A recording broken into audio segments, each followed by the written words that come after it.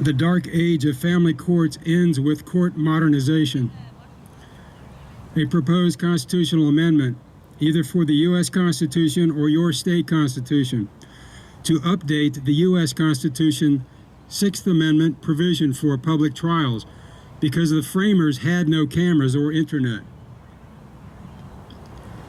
All courts shall be courts of record. Every courtroom shall be equipped to live stream hearings with a separate URL address. All court proceedings shall be public, video live streamed and archived on the internet. Any hearing later found to have been offline or inaccessible to the public in real time shall be voided and rescheduled for a new hearing at the request of any party thereto. Additionally, all parties shall be allowed to video or audio record their own hearings with their own devices. No courthouse or courtroom may prohibit recording devices by any party or member of the public. This will bring the Sixth Amendment provision for a speedy public trial by jury into the 21st century. Therefore, it's an amendment that makes sense according to the Constitution. It's just updating the Sixth Amendment. Unlike a parental rights amendment, which would be something the Constitution doesn't deal with. It's irrelevant to the Constitution because parental rights are reserved to the people and to the states by the 9th and 10th Amendments.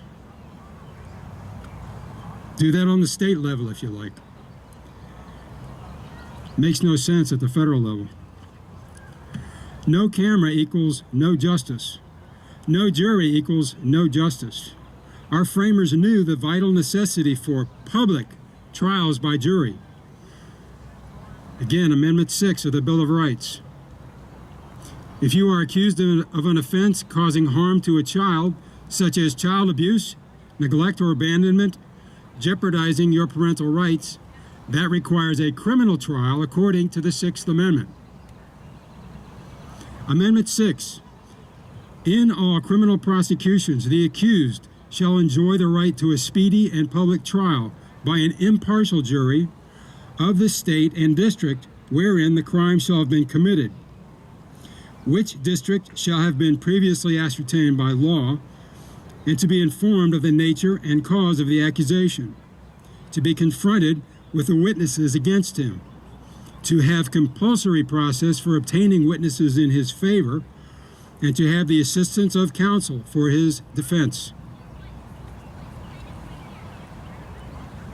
Family court judges daily violate the U.S. Constitution and Bill of Rights, which they are required to follow in their secret hearings.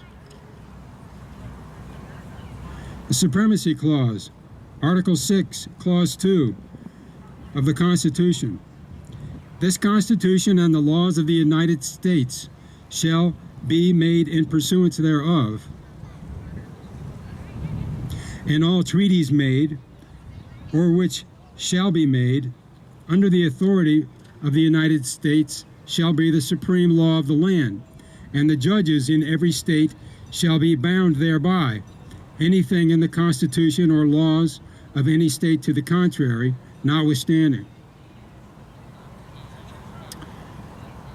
And again, Clause 3, the next clause, the senators and representatives before mentioned and members of the several state legislatures and all executive and judicial officers both of the United States and of the several states shall be bound by oath or affirmation to support this Constitution.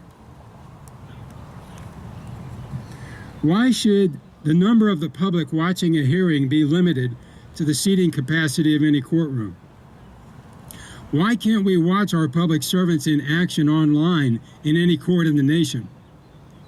If you have a smartphone, you can live stream video from any public place except our public court buildings. Why? The problem is not with the law. The problem is judges who violate the highest law of the land, the U.S. Constitution and Bill of Rights. There are numerous Supreme Court and other federal court decisions upholding the fundamental God-given right to parent one's children. We don't need to reinvent the wheel with more legislation.